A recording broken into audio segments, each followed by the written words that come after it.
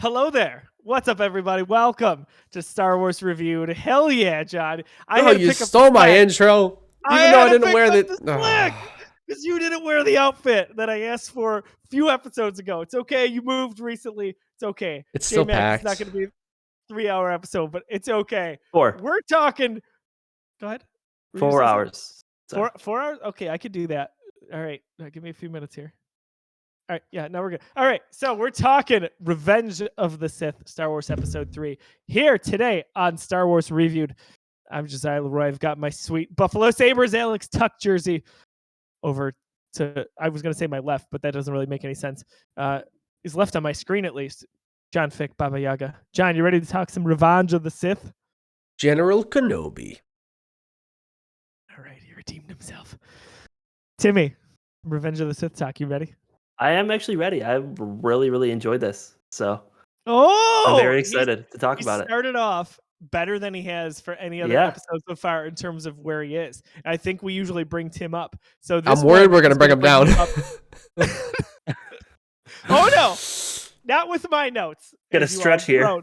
I'm like the teacher when they're like, we have a lot of homework today. Everyone's like, Joe, put your notes away. Got to massacre me like a Padawan. The younglings. Master Kenobi. There are too many of them. What are we going to do? Kenobi. Oh, God. I said Kenobi, didn't I? I got Kenobi on the brain, dude. Kenobi on the brain for... He's awesome. A lot of reasons. The show is always, on a quick, serious note, presented like the MCU Reviewed by Fantastic, our friends over at 26 Shirts. Go to 26shirts.com. Pick up some merchandise. The three of us, we just put in a pretty big Geekiverse order for some awesome t-shirts. Anyway, what do? They sell t-shirts based on pop culture and not a lot of Western New York stuff. So if you like Buffalo, that's the right place to go. But proceeds of every sale go to a charity, an individual in need, or a family in need. And to date, they've raised over $1.3 million that have gone to those charities, individuals, and families. Again, 26shirts.com. That's our friend over there, Del Reed. We'd appreciate if you go check those guys out, put something in the cart, get it. You will not regret it. All right, boys. Star Wars Episode 3, Revenge of the Sith. Got the DVD cover here. If you're watching it, twitch.tv/thegeekiverse or youtube.com/thegeekiverse. That's the DVD. John, you can't answer this. Who, Tim, is on the Steelbook Blu-ray? I already answered it. I said Tim. Did I miss it? Yeah. You mean your answer? Uh-huh. I missed it. Is it ObiWan? No, you could have one more guess. Is it Darth Vader? I don't know. It is not. It is Grievous. Yep. Ooh, I would not have guessed Grievous. Yeah, same. But it ended up working out well. He really wasn't in the movie like all that much.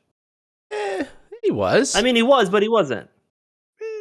He's not Darth Vader, right? Darth Vader's really the antagonist, but he's like the Count Dooku, right? He's kind of the guy. So, let's talk about this movie. We've got a lot to get to. John, your first thoughts on Episode 3. Sum it up for me. It's a good movie. It's a really good movie. I like it a lot. I think it's very clearly the best of the prequels. It's awesome, man. It's the transition from Anakin and Darth Vader is just so fun to watch and so heartbreaking to watch.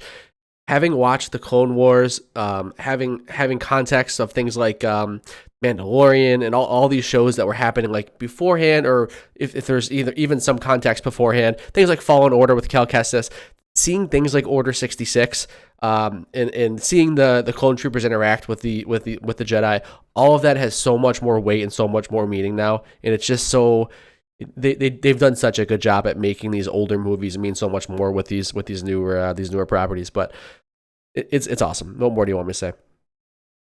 I agree, and I say it all the time. A lot of times a new release comes out and makes me appreciate an older one even more.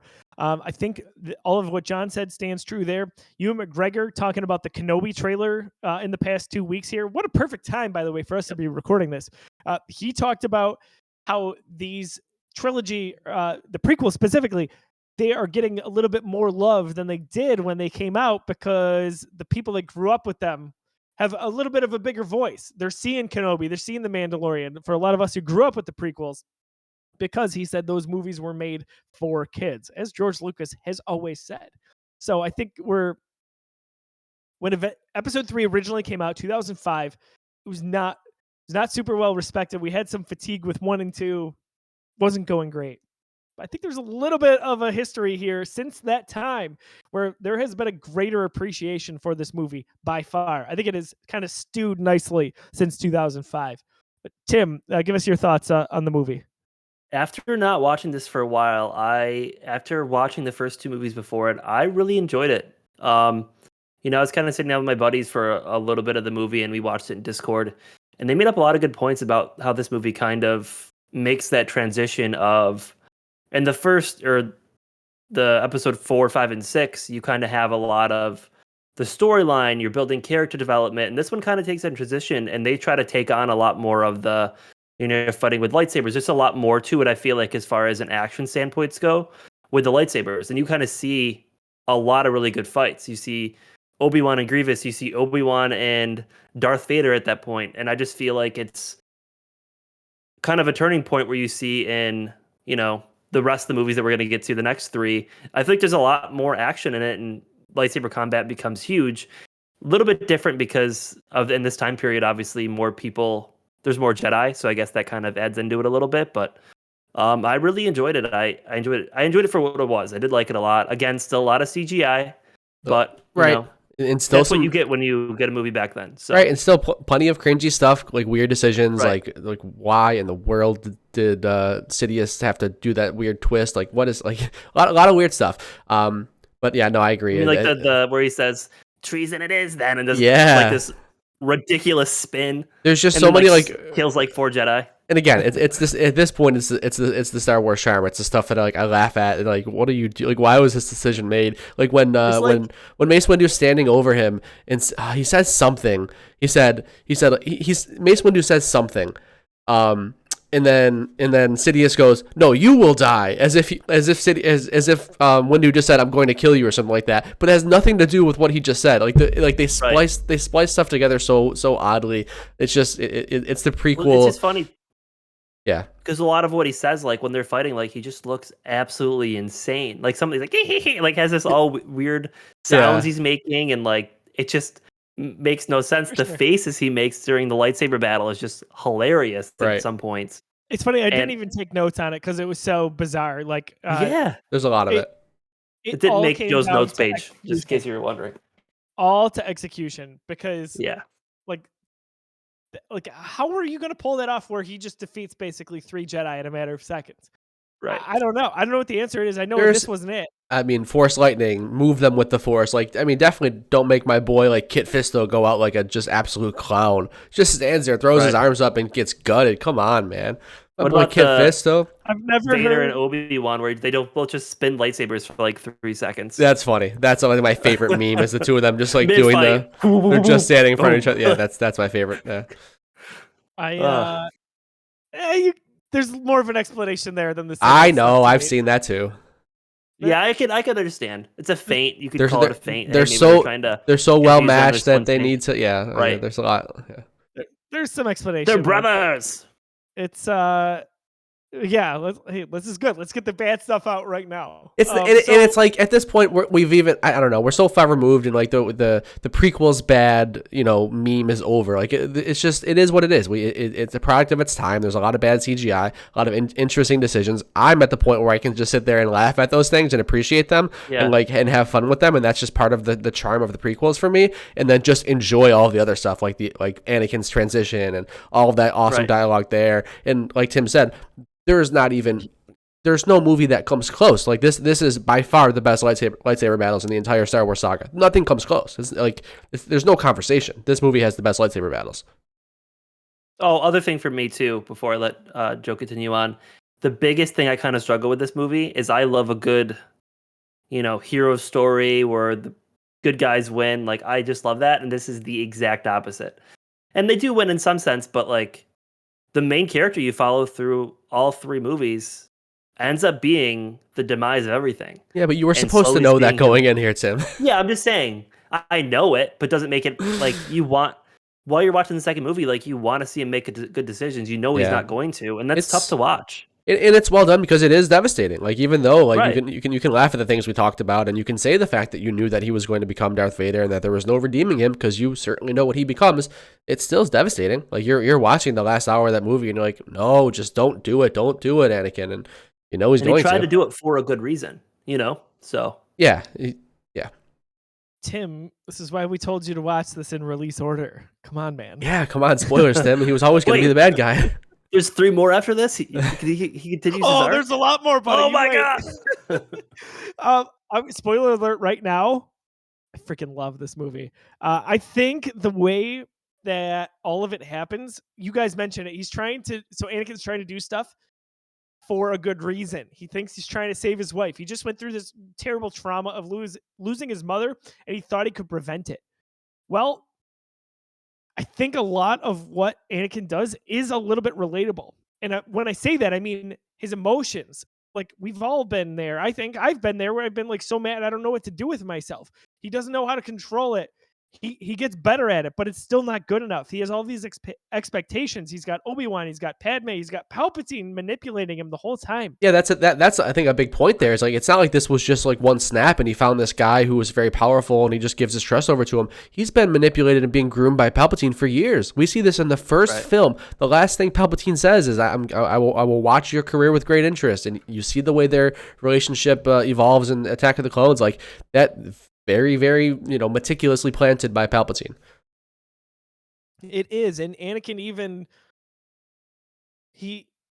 when Palpatine reveals himself in the middle of the movie there, that he's the Dark Lord, he's the guy that can help Anakin, and he's basically going to make him sell his soul to the devil to do it. Anakin still resists. And Anakin, we'll talk about it as we get through kind of the chronological order of the movie with my notes here.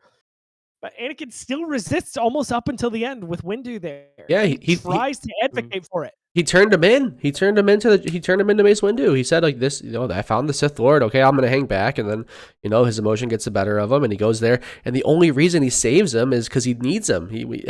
I don't think in that moment he was stopping Mace Windu because he wanted to join Palpatine. I think he was stopping Mace Windu because, like, hey, sure, let's arrest this guy, but don't kill him because I need stuff from him. Like, I still need to figure out what he knows. And then, all of a sudden it goes Mace down Windu really quickly. is the whole reason this all even happens. Mace Windu is Darth Vader, confirmed. He is. I don't make the rules; just follow them. Okay. All right. Joe knows it's true. We'll move on. So, yeah, we'll see when Mace Windu comes back for that limited Disney Plus series with Bryce Dallas Howard. Wait, you're telling me Mace Windu is not Supreme Leader Snoke, like we all thought he was going to be? No, well, we don't know that. I guess we'll see.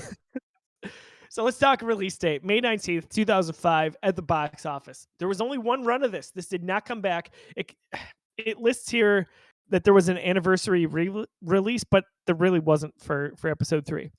Anyway, overall total, any guesses on how much this brought in, guys? $639. That was the last one, wasn't it? The exact amount from the last. I have no idea. I just pulled it out of nowhere. Kind of ballpark what I was thinking. You said 639. Might be high. I don't know. And Tim said 750. 868. Ooh, baby. Did pretty damn good, even over the last 2 movies. Right. So, obviously it's Star Wars, right? But still, to see 05. that scale go up and up. And 05, right. Yeah. Like, this is not the age of the billion-dollar Disney franchises that we see just crank out every year. Or the age of the age of the $20 tickets either. Right. Very true. So there's a lot of factors there. Plus, like I said, you had fatigue where there was a lot of people who did not like episode 1 and 2, and this still did that well. Pretty impressive. In a moment here, we're going to pull up the trailer. If you're watching on twitch.tv /thegeekiverse or youtube.com/thegeekiverse when we rerun this, you'll be able to watch it with us. If you're on podcast form, just kind of listen along. But do you guys remember your first viewing of this at all? John, same story? Same old song and dance, yep. Same here for me too. For me, nothing too crazy, but opening day was there with my dad and a few friends, and it's so funny. Like, this one hit so differently. Even though you knew what was going to happen, it was just, you felt dark and like kind of incomplete. I almost after imagine that walking like out of the theater. the fact that you knew it was going to happen led to the anticipation, because the question is like, how is this going to happen? I can imagine. I mean, I feel like that had to be some of the thought behind it, right? I think so. And even before the prequels were filmed, George Lucas had kind of written some lore that Anakin and Obi-Wan had this fight. They had this falling out basically between master and apprentice, or at this point friends, really, right? Colleagues. And it didn't end well. Anakin fell into a pit is kind of how they said before all of this was filmed. So you knew something was going to happen there. Something was going to happen where Obi-Wan gained the upper hand and really destroyed, so to speak, Anakin Skywalker's life, even though Anakin did that himself. So in the lead up, it was kind of crazy to be like, what is this going to look like? Like, you're kind of like looking at the theater like, oh my gosh, they're on the lava planet. This is going to happen soon. And I think they really strung that out really nicely. But yeah, I remember seeing it. I think I only saw it once in theaters. And I waited for the DVD release. I stayed home from school. I know that. It was like October 30th. It was right around Halloween. And I was like, my dad brought it home from, actually picked it up, brought it home, kind of like your Halo story, John, if I'm not mistaken. And Sounds like it. Ended up watching it. So it was pretty awesome. Thanks, Mom and Dad. JT in the chat saying, adjusted for inflation, Revenge of the Sith, 1.189 billion. That's insane. Yes. Well, can I just ask the question? Why don't we just count tickets sold? Why are we? Why do they track this monetarily when ticket prices vary so much? Why don't we just track tickets sold? Like, I guess it's just like, maybe it's more like of a flex for the investors. Like, oh, this is how much money we made, But like, in terms of box office and like measuring success on a movie for the average person, why is there not a number for literal number of tickets sold? I digress. I totally agree. No, I totally agree. But you're right. It's because it's, hey, we sold this amount. Listen to how much we did. Yeah, exactly. It's just, it's not comparable. Yeah. It's not totally right. John, I'm going to pass it over to you if you wouldn't mind for the trailer. Let's do it. You guys both have it up, ready to go? I am ready. All right, go ahead and play it.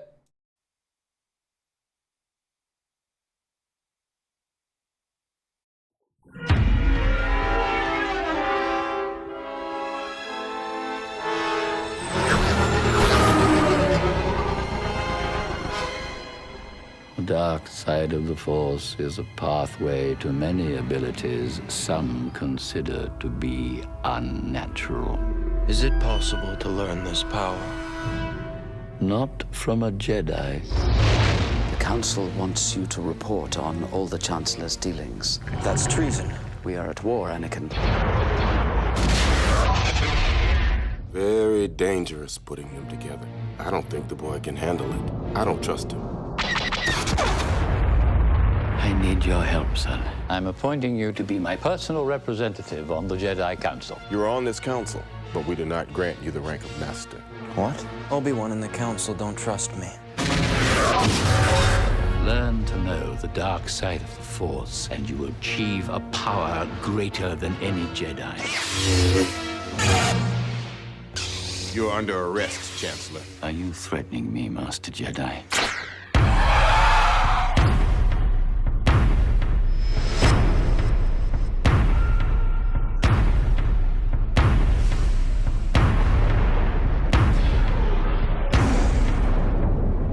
Every single Jedi is now an enemy of the Republic. Do what must be done. Do not hesitate. Show no mercy. Who could have done this? Twisted by the dark side, young Skywalker has become. I feel so helpless.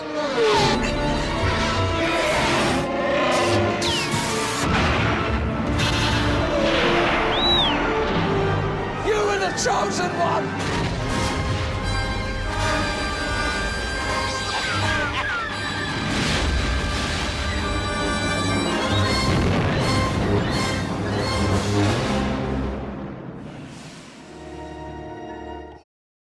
Yo, if I had just watched episode 1 and 2 in theaters and I've been waiting for that movie, I would be so pissed if that trailer came out and that's what I saw. It's so much. It's beat for beat the movie. J Mac and Chat said the same thing. Like, that is, and again, all right, we have the context. We've seen the movie. We can piece that together, a little better than other people. that's the movie, man. Like that's That is kind of everything. crazy. That's kind of crazy. Dude, so I was gonna say, despite us seeing a lot in that trailer, I think it's still really good because the movie's good and it was just a shorter version of the movie. Yeah, you need to show like half of that, I would guess. But here's the thing, John, you said it too, like, as Star Wars fans going in to see that movie, you kind of knew what was going to happen. It was no secret that the Jedi were going to fall, the Emperor was there, the Republic, all that stuff. Yeah. Like, you're right. That degree here. Sure, but I'm just saying. I just like the approach of like, yes, we know it's going to happen, so you don't have to show it. That's kind of like the new approach nowadays. It's like, okay, we know these things are probably going to happen, so no, we don't need to show them. We just need to show you. We just need to like tease them in the most obscure way. It's again, it captured the vibe. It certainly was dreadful. Like it was very much like it fulfilled. It was awesome. It right. It fulfilled everything. It fulfills the promise that okay, we are about to see the decline of the Jedi and the rise of Darth Vader. All right, we're strap in. So I think this might be a little bit of an outlier in terms of trailers that do show too much. It just feels like, despite showing us, and I mean, teasing a few things, but really showing us a lot of what was going to happen, it didn't give us the emotional gravity of what was going to happen. Like, I love Palpatine in this trailer. I love him leading it off, talking about the pathway to many things that people consider unnatural. That's a great quote. There's, by the way, Tim, there's so many parallels between episode 3 and 9 that I can't talk about because you haven't seen it. But I'll revisit them when we get there. Okay. So I was catching myself all last night. I'm like, oh, Tim hasn't seen episode 9. I can't talk about it. Joe, you know I've only seen episode 9 once, right? No, I didn't. One time. So this is gonna be good when we get there. We're watching it in person, right? And then recording right after. I would love to do that. In theaters, I saw I'll eat episode 9 popcorn 4 times. Four times? I'll have 4 times. That's a good That's one. crazy. There's spoilers for our episode 9 show. We were going to ask you that question. Yeah, way to ruin it. No, there's a story. Don't you worry. All right, save it. We could do recasting, John. Okay, Joe's out. Okay, got it. Yeah, who should we bring in? Well, that's laughable. Be someone with a beard. Yeah. Bring in Brent Burns. No one know the difference. Anyway, with that trailer, I feel like, and then Palpatine, even the glimpses we saw of him as Palpatine, it was like, oh crap, how did he become Like, why does he look different now? Why doesn't he look like the Chancellor? Like, there was that. I like that they showed Padme crying. There was a little bit of intensity there. I love Yoda's dialogue on Skywalker being twisted by the ways of the dark side. So despite how much it throws at you, I think it does hide a lot from an emotional context that you can't get unless you see the movie. I'm of that. The action you see. Everything. I enjoyed the trailer. So I have a question here. So this is a little off topic a little bit. So at the beginning of the movie, they talk about how 2 Jedi, little, scrolling intro, talk about how 2 Jedi Knights are going to save Chancellor Palpatine. Right. Well, ObiWan is on the council. When does he become a Jedi Master? If both off screen. Okay, so that but they didn't say that at all. It just kind of happened. It was like, but was he wasn't on the council prior. It was after they saved Chancellor. Both. Okay. Well, no, he was a master. He was on the council before saving. What does it say? 2 Jedi Knights. I think Jedi Knights kind of like Not according to. No, I think you can use plural. I think you can say like Jedi Knights plural, but there could be masters in there. Yeah. Okay. Master is like a subheading. I had the book I read, and that's what they talked about. So. Oh, for sure. Yeah. So master is kind of like a rank of knight. Like knight is gotcha. Knight. Right. Yeah. Gotcha. Just clarifying for everyone else. I knew that, of course. Oh, yeah. Thanks for setting that up for us, Tim. Thank you, Tim. This is such a good time. Guys, let's jump into the notes. Otherwise, we're going to be here till 1. So this will take us through a lot because I know you guys are going to have a lot to say too. So hold on really quick. Where do you write your notes? I just got to ask. Is it on paper or like on your phone? On my phone. Could you just scroll through? I just want to see how much notes you took for this one. Yeah. I just want to take a quick peek. Quick, J-Mac, I don't think so. He wasn't a Jedi Master in episode 2, so I don't think that's why. Oh my god. He became a master off screen between. Oh, I'm just curious. God, that's an essay. Just curious. That is a lot. All right, I'm ready. That's how I wrote my NHL review on the way home from New Jersey. All right. So, Revenge of the Sith. No Star Wars starts out as strong. It right off the get-go. We've got war right in the credits, which or the crawl. We've got constant action. We've got that beautiful shot of Coruscant, and then it just like erupts. Plus the music. Of course, the music's always great, but we've got that beaten drum right in the beginning to build up the tension.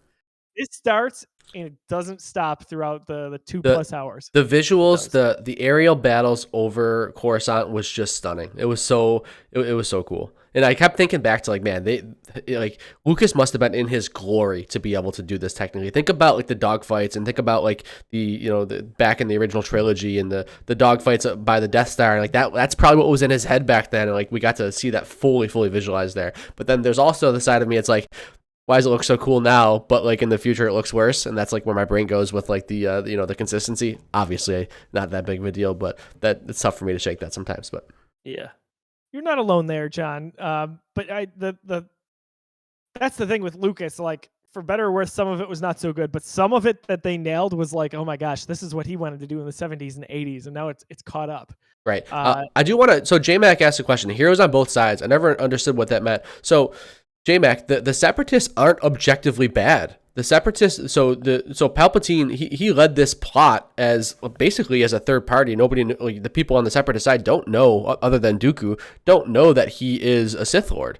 The Separatists have a legitimate gripe against the Republic. Now, some of the stuff they're doing is very questionable, and it's there's some war crimes involved. But the Separatists have, especially if you watch the Clone Wars, you see that they have a moral cause for what they're doing for the most part. Palpatine is making two people fight, and he drove this war, and he's not on either side. He just wants to take both people, take over both of them, and that's what ultimately happens.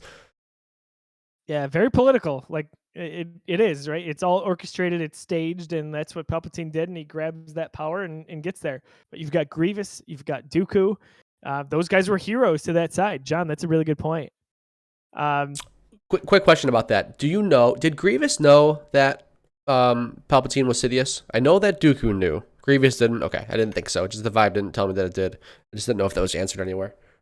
Go ahead. Tim? I had a buddy when I was watching it who told me that I guess a big reason why they couldn't send Anakin to go after Sidious is because I guess on the plane, I guess they said it's the first time they met, and I guess with all the Clone Wars stuff going on, they couldn't have him go there again or something weird like that. Oh, I don't know. I'll have to ask him again what he said. I don't know if you guys had heard that at all. You mean Grievous? Grievous, yeah. Grievous, not Sidious, yeah. Okay. How they played, I was on like the ship, and he's like, oh, it's the first time. Oh, no, it was the reverse. He said, oh, nice to finally meet you, Anakin, or whatever. And I guess that's why they never met in the Clone Wars, is because that was in the movie. Yeah. So like in all the Clone Wars, they never met each other because that was the first time they met in the plane. That makes sense. So another note I have on here that I'll just jump to now, he calls Kenobi the negotiator. Yeah. That's from the Clone Wars movie. So there's a movie before the animated series. And in it, Obi-Wan sits down with the Separatists on the battlefield and basically negotiates them getting out of the fight before the Republic takes over. So he calls, the negotiator, to be kind of sarcastic. But it's so crazy, especially when Lucas was the guy.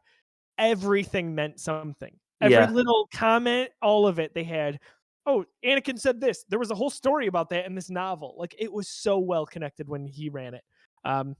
It's still pretty well connected now, but not to the same degree that when you had one guy doing it. Right.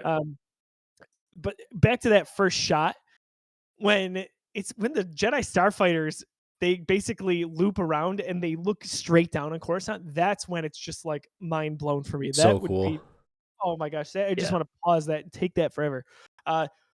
So another actually point here, we're talking about some of the off-screen stuff. If you guys remember, Cartoon Network had a two-part series called The Clone Wars. Not at all what we remember from the current, like the mainstream Clone Wars that now Disney has taken over.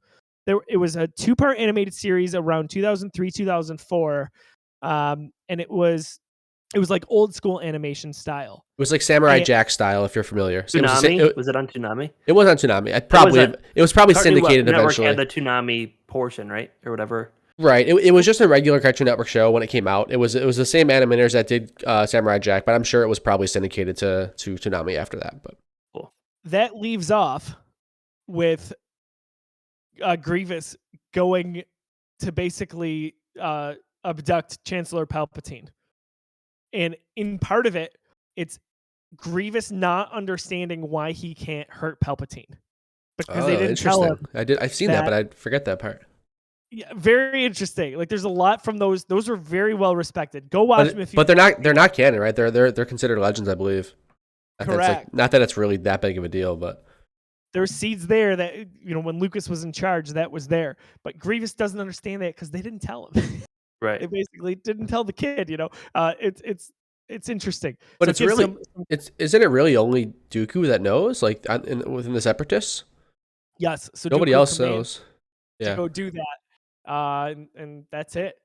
So, Obi-Wan, with the comment early on, he says flying is for droids.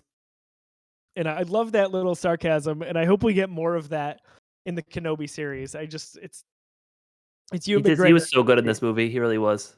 He's so good in this movie. Stole the show. This is the Obi-Wan that I remember. Absolutely. Yeah, between episode 2 and 3, it's just like very clearly my favorite Star Wars character. I cannot wait for the series. Yeah, same. Obi-Wan has the honor of saying, I've got a bad feeling about this. That's the only time it's said in this movie, to my knowledge. Obi-Wan and Anakin are really brothers right off the get-go. Their dynamic has changed, and it's clear. And that's not an easy pivot. Even though they're obviously proportionally aged differently. We go 3 years after episode 2 to episode 3. Anakin's now 22 years old, so he's just a little bit older. And the way they interact, even when they land on the ship, they crash land. They say, I sense a trap. Next move, spring the trap. And they just joke like they've done it before. Right. It's so different. Right? If that happens at Attack of the Clones, it's Obi-Wan berating him for wanting to run. But here they're like, bring the trap. It's just, I love the dynamic those guys had. Because Ewan McGregor and Hayden Christensen, they had a really nice bond off screen. Right. And man, it's just so worth it to watch the Clone Wars just because of that. The tease you get of that brotherhood. And they do it so well without having to show you the years in between, right? Like you just described. They sell it to you perfectly. Like this relationship has fostered into a brotherhood, right? But the Clone Wars shows you how it gets there, and it gives you so many of their adventures. It's everything you want, trust me. Set up so well from the beginning. Just right from the get-go. You see it when they're flying the planes, and he's like, I'm not leaving you behind. Like tries to like scrape the whatever those little droid things were called off his ship, and I just loved it. So, the buzz droids, yes. Buzz droids, yep. Yeah, I totally agree, Tim.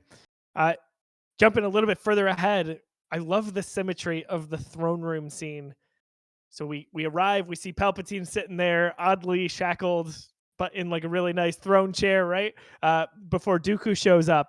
I love seeing this scene almost side by side with what we get in Return of the Jedi. And there's some similarities to other things that we'll talk about for episode 9 later on. But we got Palpatine sitting there, right? Instead of Luke, we've got Anakin, who's in the younger role here. Anakin kills Dooku, and that seals his fate. We think back to Return of the Jedi when Darth Vader prevents Luke from killing the Emperor.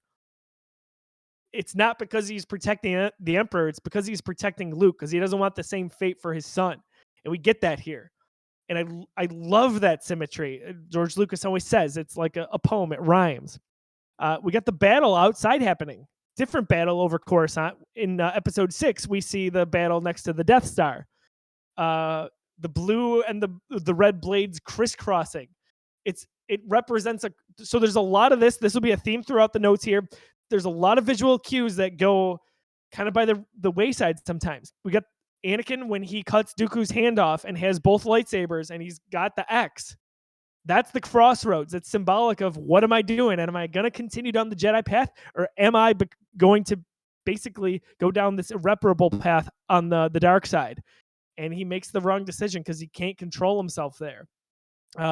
Another thing to note there is that, again, off screen, but in the books and the visual dictionaries, all this stuff for Star Wars, Palpatine promised Dooku, because Dooku knew about all of this. Palpatine promised Dooku that he would intercede if Anakin got the upper hand. Just one more little deceptive thing from the devil, right? That's what Palpatine represents. And yeah, that's really all I had for that scene. But like, let's talk that through. Like, he's in and he's out. He's out of this movie quick. He's the plot device from episode 2. We don't care about him anymore. This is now Anakin Skywalker's movie before he becomes Darth Vader. That's the moment that George Lucas really thinks, That was it. That's when Anakin was not coming back anymore. What do you guys think about that? Like, talk me through your thoughts on this scene. I think it's awesome. I just can't get over the fact that he's like the thing that got him over the crossroads is Palpatine yelling "Do it" or whatever he says in his little menacing voice, and he's like, That's what "Okay," he says. just Right. chops his head off. Otherwise, it was awesome. I like the fact that after the fight's over, you see the struggle. You see Palpatine try to push him even farther over the edge by saying, "Leave him, like, let's go." Right. And Anakin's like, "No, like, I'm not leaving him behind, and like, I'm saving him." They're really he's really trying hard, and I feel like that's, like you said, a common scene. Like, he's kind of making that step, but he's fighting it. He's trying so hard to stay a Jedi and not go to the dark side. Right. And you know, Joe said, you said that it's like on record as maybe this is the moment that like he, that this is the moment he goes down that path. Maybe starts the path, but the struggle's there the whole movie. And like, yeah, like Tim says, like that this is his fate will be the same as ours. Like whatever happens to him happens to us. Like, this is my brother. I'm not leaving him behind. There's so much of that. There's so many points in this movie where Anakin is doing the right thing and is struggling left and right with what to do until the very end where he slaughters a bunch of kids. Yeah, for sure. They even reference it later when Obi-Wan's with Padme right before he jets off to Mustafar. He says when Anakin killed Count Dooku, he became Sidious's apprentice. So it's right there. Very symbolic from episode 9 too there with that. So, which is awesome, like you said. There's episode 6. I said 9. So don't spoil it for me. When did you watch it? I just put in my notes, bad CG alert. I know you guys are going to say there's a lot of it, but this one always sticks with me. It's the platform falling on Obi-Wan. Oh, yeah. Why? Why does it happen? Why does he slide like that? It looks terrible. Yeah, they didn't have momentum down very well back then. Momentum was tough to do for sure. The Dooku flip, like it's so, I don't know. Come on. Yeah. Come on. Let's stop it right now. Yeah. Grievous, General Grievous, he foreshadows Darth Vader as a Jedi hunter, let alone he's not really a dark side user because he's not force sensitive. No, but just a collector. That's right. So he's kind of there's also a story basically where he was destroyed and put back together with that mask, with that breathing that you hear, that cough. That's symbolic of what Darth Vader is going to be. I was going to ask that. Yeah, he's an actual. He's not an android. He's a sentient being. Well, why he was coughing and looked like he was sick. Oh right, yeah. The accident he was in and all the support pieces made him less than healthy.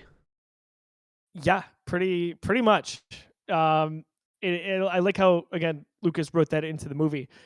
Basically, he collects those lightsabers, right? So he shows later on that he's got all these lightsabers hanging from his vest or his cape, which is interesting.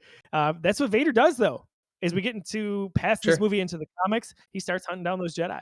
I love when it might not be the scene, but I love when Grievous goes, "I've been trained in the Jedi arts," and then he immediately starts spinning the lightsabers. Like, you're not doing it right, man. That's not. You weren't trained very well, apparently. They're not. Right. That scene always cracks me up. Like, the wrist. Right. He's like, "I've been trained in the Jedi arts." Always cracks me up. Oh, that's awesome. Back when they crash land the ship on Coruscant, which is a pretty epic scene. Obi-Wan tells Anakin that they need someone to be the poster boy. That was a theme going into the movie in the books leading up to it, that Anakin was this famous character. He garnished a lot of fame during the Clone Wars. For the hero without fear was kind of like his slogan. And that's when Obi-Wan kind of shies away and he says, "No, Anakin, you go be the poster boy that the politicians and the media need." It's so funny. Obi-Wan also mentions Cato Nemoidia. He says, "None of that business on Cato Nemoidia." That's a whole story. It's a whole novel. It's sitting on my shelf. I haven't read, but it's leading up to the movie. And Obi-Wan, it's a throwaway line, but sure enough, there's a whole book around it. Crazy. Padme wearing the Princess Leia buttons. I love that when she meets Anakin for the first time. She's got him. It looks so. I love it. I love the symmetry there. Let's see. Yoda. It's a constant theme with him. Always in motion. The future is the theme with Luke and Yoda when he's going to save his friends on Cloud City. The theme with Anakin and his mom, and now the theme with Padme. The future is always in motion. It's crazy that he gets this vision of Padme dying. but he doesn't know that he's the one that kills her. I Right. think that always stands out in my mind because it's always been a kind of a hill that Yoda dies on. I wouldn't say this is necessarily negative, but it's something noteworthy. What the original trilogy did much better than the prequel trilogy was show, don't tell. It would show you how things were done from a story standpoint, or a lot of times because maybe it wasn't written or executed properly, they would have to tell you why something was important. And Padme and Anakin have a scene on the balcony, and she's got the Japor snippet, right? It's that little wood square that he carved out for her in episode 1. She's still wearing it as like a necklace. And he says, I remember when I gave this to you. And I was just thinking, like, man, if this were a Marvel movie, he wouldn't have said anything there. And he maybe would have looked down at it, and you would have just seen it for a quick second. And he would have been like, oh my gosh, that's the thing from episode 1. And it's so subtle, but it's funny how that execution kind of matters. I think it's pretty common in these movies, in these prequels. There's a lot of heavy-handed over exposition, you know? I do think that is the case. It's just, again, I don't know if Lucas wasn't there, he couldn't get the right direction, but nonetheless. I love the scene between Yoda and Anakin when Anakin's really going to him for advice, and they're sitting in kind of like that dark room, and the light is just peeking in a little bit, and he's asking about really what he should do about Padme without asking directly what he should do, and Yoda's telling him that he's got to train to give it up, unravel and give it all up, and it's just that moment. I don't know. It's so emotional for me. What would you do if you were put in that position? Right, and it's just I would do what he did.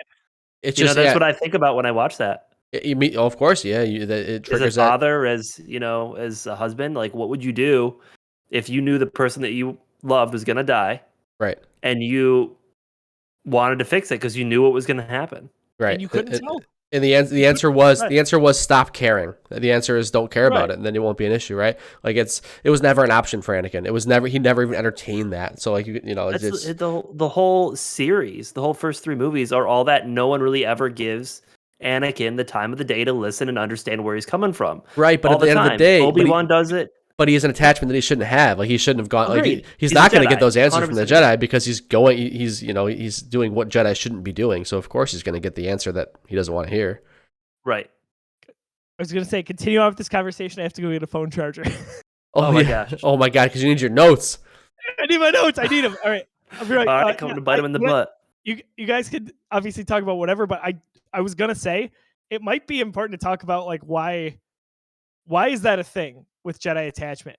Because like if it wasn't a thing, does Anakin turn to the dark side? If he's allowed to love, if he's encouraged to love, like he says he is in Attack of the Clones, I've always thought that was a real interesting thing. And I can see arguments to both sides, kind of being stoic and focused versus being compassionate and having family or a wife, whatever it looks like. But anyway, be right back. Yeah, I think the selflessness for attachments teaches you to just love the greater good. I think that's kind of the point. Tim, you just read the Light of the Jedi, the High Republic. Mm-hmm. That's when the Jedi are at their absolute highest power. That's when that's before they in these prequel movies they're already hit their downfall. They're already being questioned by the Republic. They're already clouded by the dark side. They're really at their height back then in the High Republic era, and that's when they're very clearly anti-attachment. And I think they explain that really well in those books. And it's like like guys, what's his name? Avar Chris, who's the one who's crushing on Avar. I forget. Elzar Mann. Elzar Mann, yep. Yeah, Elzar very clearly has an attachment to Avar, but he understands why pursuing that attachment would be a downfall to him because he knows that he would make decisions that would be in his best interest or in Avar's best interest, but not in the best interest of the greater good. So one life shouldn't matter more than everyone's. Exactly. So it makes sense, but it makes perfect sense. And if you can get everybody to follow that path and you can, be successful, well, you're going to have a great order. But you get somebody like Anakin, who, first of all, is incredibly powerful, like the most powerful. Right. He's the chosen one who can't settle with that. He can't come to terms with giving up those attachments. Well, yeah, that's a recipe for disaster because then he acts on that emotion and he murders everybody. And I think the other piece too, like that really isn't talked about at all, is he's not a young, like it was never really a youngling. He came in when he was, how old was he when he first came to the? Yeah, I think they start when they're like 3-4 years old, and he was like, what, 11, 12. So he was like, Right. So you're not programmed the same way. You're already programmed with attachments. You're already programmed to like for sure. feel a certain way. Like you can't get rid of that. And I feel like that's part of my thought with the movie is they try to teach him that, but they just assume. And I feel like that's the other piece of this movie is the hidden meaning behind how the Jedi were getting so like complacent and cocky in a sense. Where like perfect example is when Obi-Wan was looking for that planet in the last movie, and she's like, "Oh, The if librarian. it's not in the records, it doesn't exist." Right, because the Jedi Like just that we they know must everything know. kind of mentality. For sure, yeah. No doubt. So, yeah, but then Joe obviously is the worst person when it comes to Star Wars knowledge. Oh, Right. he's back. Sorry. Hi, Joe. Okay. Oh, he left again. Anyway. All right, well, so let's Thank keep going God. here. Oh, I did that for once. It wasn't Discord kicking I me know, out. yeah, I know. but yeah, it's my thoughts on it. So you'll have to I- watch the episode to get our thoughts on it. Yeah. I'll get back to it. It'll be great. I'll go off on a tangent for our Force Awakens discussion. So I told you there was a lot of symbolism throughout this movie that kind of falls by the wayside. There's a moment, so it's when Anakin is being told he's on the council in the background. So this is not typical of the other two movies so much, but the sun is there and you can see it in the Coruscant skyline, but it's very cloudy, and it starts to block out the sun as Anakin is told that he won't be granted the rank of master. And it's symbolic for Anakin's mindset starting to change a little bit. His mind is clouded, right? That's the point of this. He doesn't know who to listen to, where he should go, what direction he should have. But interesting that they're playing that out kind of right before our very eyes, right behind him. You see that it's getting blacked out. That's interesting. Yeah. One thing I will say, maybe to a detriment of some of the CGI, I'll never notice that background stuff because like it doesn't feel like a real environment for me in these movies. Like it just the CG and like the fact that they're on a green screen is just so apparent that like I'm not looking at the sun. It doesn't look cool to me, so like I'm not looking out at this. I'm not. So that stuff like you even back to like when you mentioned the lightsabers and the crisscross and how the blue and the red lightsaber like they represent a crossroads. It doesn't. That those visual cues don't mean much to me just because like it's so I think these movies are very messy visually, and again I think if they're a product of their time, the CGI and they're doing so much with them, so like I think that's a huge part of it, but it's tough for me to take away those to see those themes and those tones, whereas like we're going to talk about The Force Awakens next week. Dude, talk about visual cues and stuff like that. Like they do that so well. They sit on that imagery, and so much of it is practical that I can really appreciate it. I think a lot of that is lost on me in these movies. Yeah, I can see that approach. I think some of it can take you out of. For me, I probably just growing up with episode 3, I was fully immersed in it. I feel like so I don't know if that plays a role. Yeah. I think it does, but so many times throughout, if we're talking about tone as well, there's no music in this movie, and for the vast majority of episodes 1 and 2, there was almost always something from John Williams playing, but there's so much dead space and just interaction between two characters or a few. When Obi-Wan, Yoda, and Mace Windu are on the clone transport they're going from the Jedi Temple to one of the ships. They're talking about how Mace Windu doesn't trust Anakin, and Yoda's saying maybe we misread that prophecy. Like they're starting to turn on Anakin a little bit. It's crazy, right? Like it's just such an intense time, but there's no music there. And at the very end, music fades in, and it's not the Imperial March or anything that's in your face. It's the Sith theme. It's the theme that plays anytime Palpatine's around. It's very brooding, or Snoke, as you see in episode 7. It's kind of the same music there. When Padme's talking to Anakin, she's telling him she thinks they're on the wrong side of the conflict. Or have you ever considered that maybe we're on the wrong side? Right, just She's questioning teasing- it. Yeah. Yeah. Right. Which is fair to do. We should do that more, I think, in life. Right. She's saying that, and Anakin is so far down that path already. He said, "You're starting to sound like a separatist." How many conversations have we had like this at Thanksgiving, right? It's kind of funny. But in this case, she's teasing the Rebel Alliance. There's a deleted scene where she's with Bail Organa. I love that, by the way. She's basically sitting with the guy who's going to raise Princess Leia. And also Mon Mothma, who is from Return of the Jedi, if you remember her. she was also in Rogue One and played by the same actress, by the way, from this cutscene in episode 3. Her name was Genevieve O'Reilly. So I thought that was always nice that she got to reprise that role, because she didn't get it in episode 3, but she got it in Rogue One all these years later. But again, just these little teases for the Rebel Alliance. When we get to the opera scene, we get to Anakin and Palpatine talking a lot about really what is dark side speak, and Palpatine starting to reveal himself a little and really going for the next level of doubt in Anakin's mind.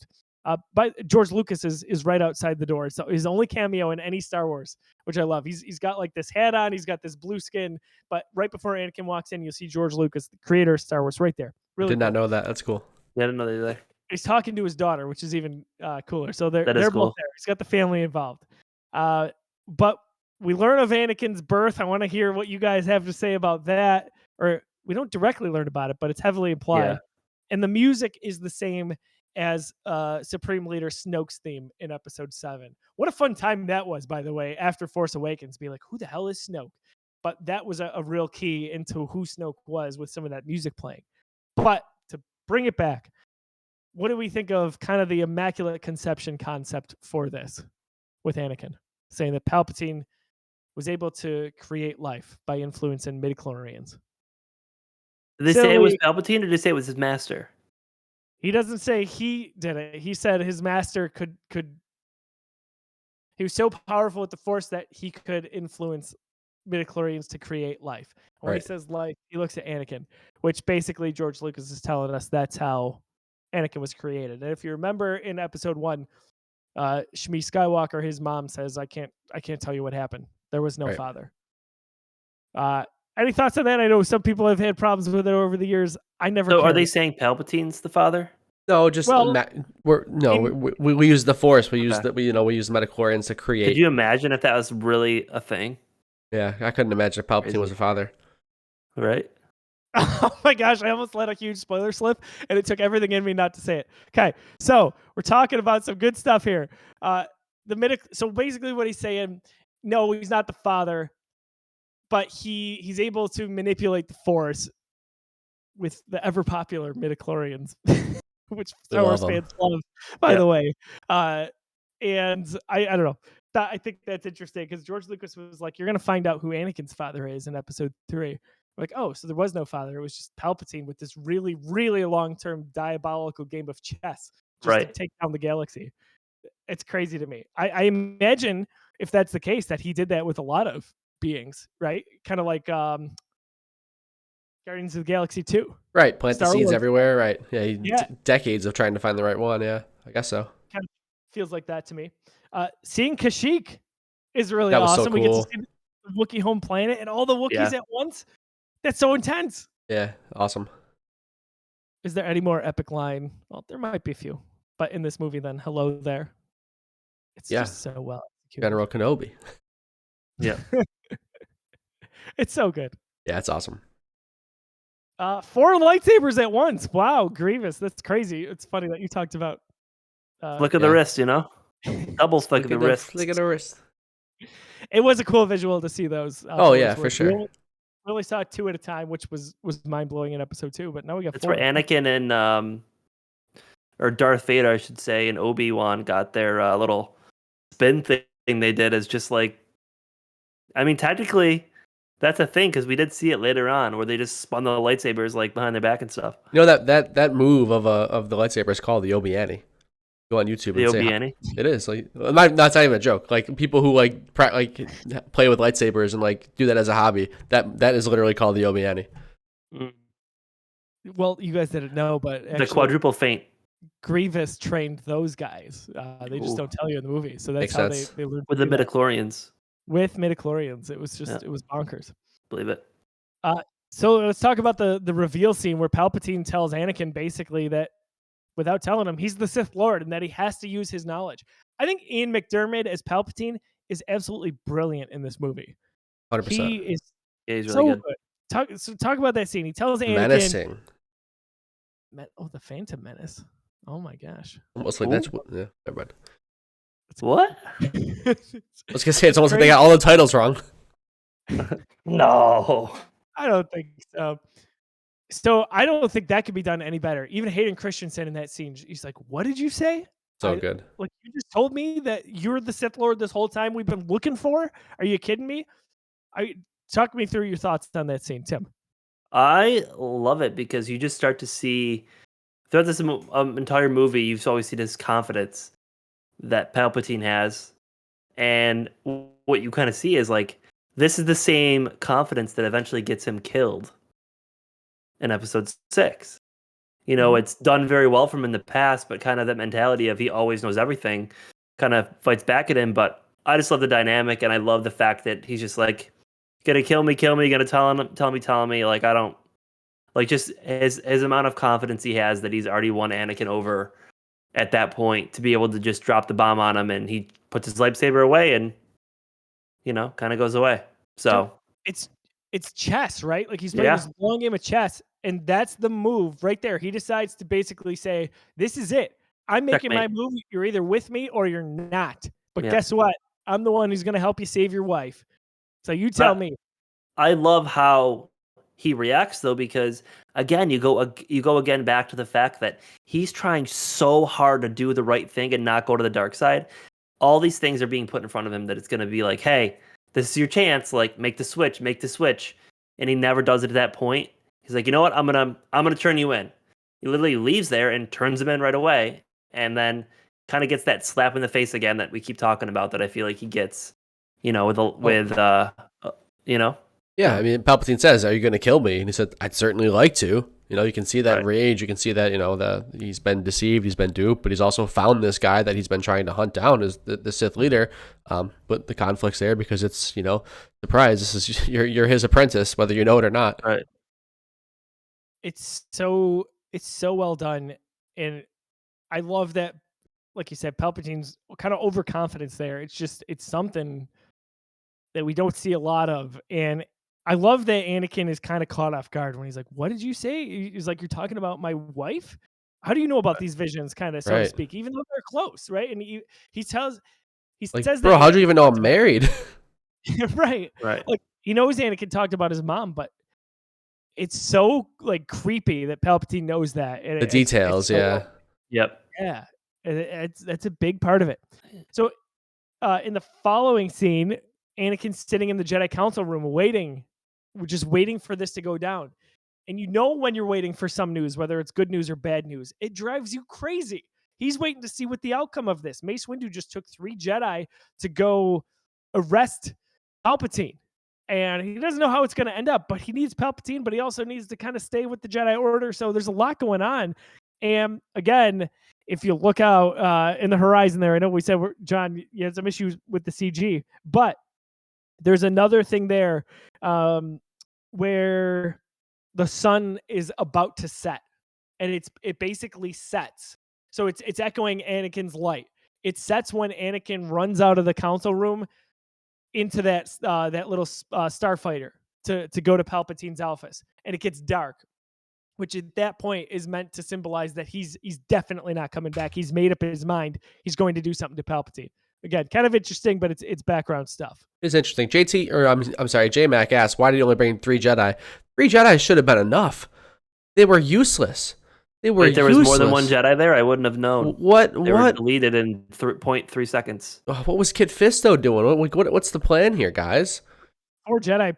I mean, Mace Windu is one of them, right? I mean, yeah, he's supposed to be the second baddest Jedi in the galaxy. I mean, he sort of defeats, you know, Palpatine. I mean, obviously Palpatine's holding back quite a bit to test Anakin there, but like he gets him down.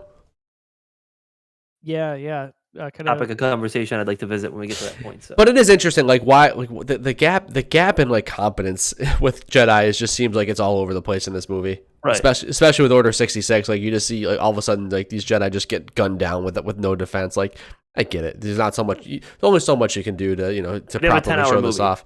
Exactly. It's tough, but it stands out a little bit. 30-minute fight scenes for each Jedi. That's it. They can't be invincible, right? Otherwise, how do you get rid of the Jedi Order? Right. It's kind of the thought, I think. When Kenobi is dueling with Grievous, it's a little bit funny that the high ground doesn't matter, right? Grievous has the high ground, but Kenobi still defeats him. Plenty of times in that movie. I mean, like talk about Obi-Wan's like most heroic thing he's done in this trilogy. He had the low ground against Darth Maul. He's literally hanging by his hands in a pit. Talk about not having the high ground. Whatever. Yep, just kind of funny. And then when Obi-Wan he uses the blaster to get Grievous. So uncivilized. What a great line. A love callback, it. obviously, to A New Hope, but just Ewan McGregor with the absolute wonderful execution that it can stand on its own. I was writing a note and I can't talk about it because it relates to episode 9. So sorry. No future spoilers. Nope. No future spoilers. I'm happy that I'm you glad I read never it. really watched it because this is more fun to hear Joe be like, "Oh, I can't say that." I like this for sure. Yeah. It's good. The march on the Jedi Temple with Anakin with the hood and all the clone troopers, the music gives me chills. Gives me absolute chills. Like, oh my gosh, I can't believe he's about to do what he's gonna do. Hold on, And I then- got a piece here before we kind of get too far along because I wasn't sure where you were in the timeline because I didn't want to interrupt you. Let's rewind back a second to where Anakin decides to officially join. Do you think Darth Sidious is holding back against Mace Windu, or do you think he Oh, try to for sure. get? He's 'Cause testing I had a Anakin. good 30-minute argument with my buddy about this because he's like, well, I guess something about Mace Windu's lightsaber counters the electricity, and that's why I was reflecting it back at him. I think it was a test for Anakin. I think it was. That's what I thought. Yeah. But my buddy's like, oh, I watched a bunch of videos, and this is why. And I was like, oh, A lot of Star I think Wars he was theories holding out there. back. My thought is he's holding back because he knows he has all these people in his pocket to execute Order 66 when he's ready. And I was saying it doesn't really matter if Anakin joined him or not. He was still going to do what he was going to do. He would have just killed him and then killed Anakin. Both, yeah, It would for have- sure. And then he would have just executed Order 66 and did the same exact thing. He just wouldn't have had Anakin to kill almost all the Jedi.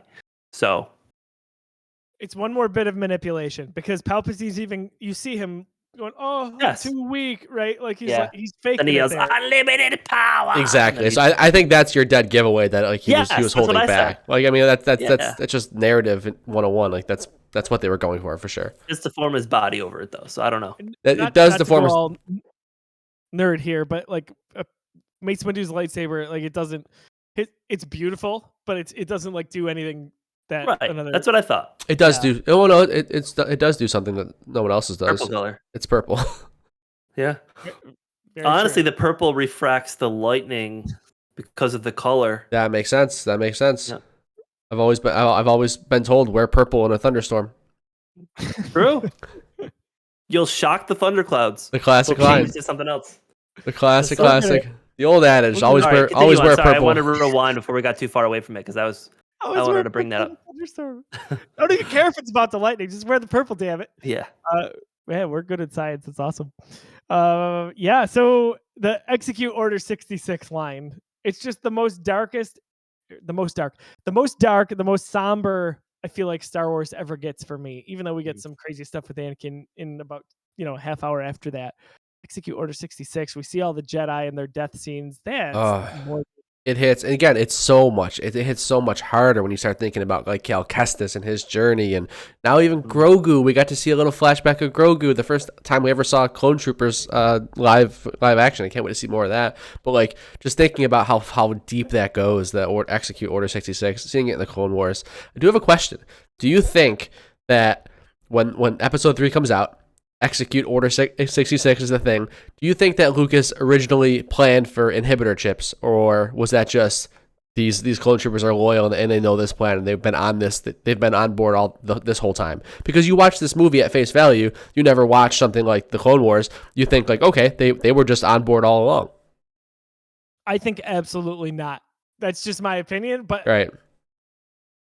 Lucas also did the vast majority of the Clone Wars. Right, So- but that doesn't mean that he can't like retcon his own stuff to make it fit better. He did that plenty in the prequels. which he certainly did a lot of. Yeah. Even in between special editions of movies, right? Right, Yeah. right. So I don't think so, and that it doesn't bother me, but I don't like it because I just to me- hate that my brain always goes there with all of these decisions. But again, it doesn't ruin anything for me. It's just fun to think about like the process of making two trilogies 20 years apart from each other. for Did sure. every person who executed Order 66, aside from Darth Vader, were they clones? Yes. Yeah. Every single person? So Order So I- 66 was like a code. So this is sort of Right. retcon, we would say, that like they have this chip in their head that literally once that is said, they have to do it. Like they're programmed to do it. It's not a decision. Gotcha. Yeah. So that's because I was going to go back and say, hey, maybe when they were programmed in episode 2, when they were being made, the one guy made a point. They'll do whatever. They're loyal to a T. So, Yeah.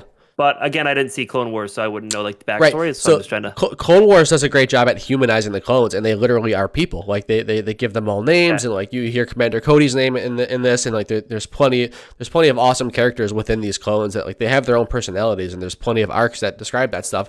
But they have this inhibitor chip in their head that literally once Palpatine says that, it's over. Doesn't matter what lives they've lived. Their initiative is to kill the Jedi. And it felt like a retcon to me, even though it worked. Like it wasn't like illogical.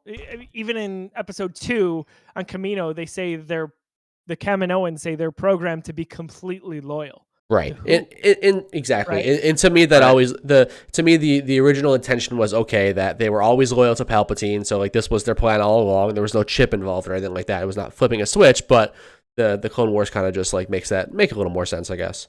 Gotcha. Okay. Cool. Especially if you're going to spend like 7 seasons of a television show humanizing these clones and like, showing us that they're actual people, like to then think that they would just go like, yeah, I'm definitely going to kill all my best friends. Like, there's got to be some. Me, we're friends. Order 66. Sorry. Yeah, there's got to be some trickery involved. So the inhibitor switch, makes sense. And there's some really good stuff around that where like there's certain clones who have had that chip removed, and there's like awesome conflict around that. Yeah, Tim, you got to watch it for sure. I'm going to watch them. How epic is it when Yoda feels all of this? He feels the 2 clone commandos coming up behind him, and he just cuts their heads off without Awesome. So good. Oh, and there's like there's like a bit of a sigh from him too. He's just like, oh, really? Like this is happening? Like, the worst. Gotta be a badass. For sure. I love the emotion they were able to show in Yoda there by feeling that all of these Jedi were just leaving. Like he looks like he's gonna have a heart attack. It's really, really well done. The youngling scene. So that first kid that says, Master Skywalker, what are we gonna do? I feel like I've said this on the show before. That flinch was not scripted. Which is awesome. That is awesome. That is not awesome. That's scary. That's child abuse. They don't tell him he's gonna die. Hayden Christensen was a jerk. Jesus, man, he's trying to fight the kid. He thought he was actually gonna pull a lightsaber. Oh my! I mean, if it wasn't scripted, he really must have thought something. He must have. I always think that's amazing, and it's that's crazy. It's one of the heaviest emotional beats in this movie. It's tough. It's tough it's tough. Dark. It's really dark there to talk about kids in that manner. And that kid was so freaking cute. They picked the cutest one. He's just like this cute little blonde kid. He's just like so, doughy eyed, like Master Skywalker. Right, you've come to save us. Yeah. What are you gonna do? Can you imagine There's too many of them. Yep. How horrible that is that all those kids were hiding there, and Anakin is. He knows it's wrong too, which is crazy. Yep. Oh, of course. The conflict is there the entire movie. It's just like he's so far gone that it doesn't matter. Crazy is it that he goes in there knowing he has to just destroy any possible Jedi. It's just it's horrible, but again, no mercy. It's Hayden Christensen, man. He did a great job with that. The young Jedi. So we see Bail Organa kind of come up to the Jedi Temple. That young Jedi that's like 10 years old that fights off the clone troopers before dying. That is also George Lucas's son. That's Jet Lucas. So another kind of cool cameo there. Love seeing Bail Organa take off in the Tantive 4. That's his ship. That's the ship we see Princess Leia in the beginning of A New Hope. The ship they're on at the end of this movie when they're talking to Yoda and ObiWan. How about that first look at Anakin's eyes on Mustafar when he's just in rage mode and they get that yellow, the red, the orange in there. That's intense. I get goosebumps even sitting here talking about it. I think that's a Disney Plus. It is. It's the wallpaper of that movie. Yeah. It is. Yeah. Yeah, I remember looking at that today awesome. too. For sure. One of the coolest, I think, like stills in the movie. Yeah, for sure. It's just like this. That's the true epitome of me to saying this is now Darth Vader. This is not Anakin Skywalker. Even the whole time he like starts to cry a little bit after doing all of the stuff that he's doing. didn't feel good about it, but he's doing it to save Padme. You know, and I think he So does that, and different. then it's like the slow transformation where when he's officially done, like the tears are gone, like he's officially, making the switch. So Yeah, but man, it's just it's multifaceted because like it is that there's certainly like it's mostly it's all about Padme, but there's those comments where it's like, and then I'll overthrow Palpatine. Oh, yeah. Then you and I can rule. Like there's darkness there. It's not like it's about Palpatine for sure, but him now. he's Yep. just so conflicted, and he's just so at this point just down the wrong path that he's kind of insane. Right. He went too far. He's lost, right? That's the Right. point of it. He lost a good voice of reason, whether that's a father He figure literally or a brother. he literally says that halfway through the movie. He breaks down. He says, "I am lost. I feel lost" to Padme. Like he just comes out and says it, right? And he was right. Dude, 100%. Obi-Wan with Yoda after they go to the Jedi Temple, which is an awesome sequence seeing those guys fight, by the way. But Ewan McGregor's performance and Obi-Wan pleading with Yoda not to go after, that he does not want to be the one to go after Anakin. How can he kill his brother, right? He can't do it. Yoda introduces the famous point of view to Obi-Wan that Obi-Wan talks about in A New Hope to Luke Skywalker, where he says Darth Vader killed Anakin Skywalker. Yoda really brings that up to him. And I think it's not only just a point of view, but I think it was a way for Yoda to be like, your brother, he's dead. You're killing a monster now named Darth Vader. Right. So that's the wisdom of Yoda, so to speak. Yeah. But is it really wisdom? I'm about to Because say he something also similar. says the same thing. And Luke saves him.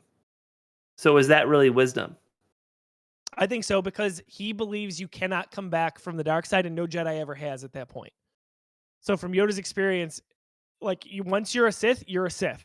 You cannot come back. Obviously, we see that that's wrong. Not true. Right.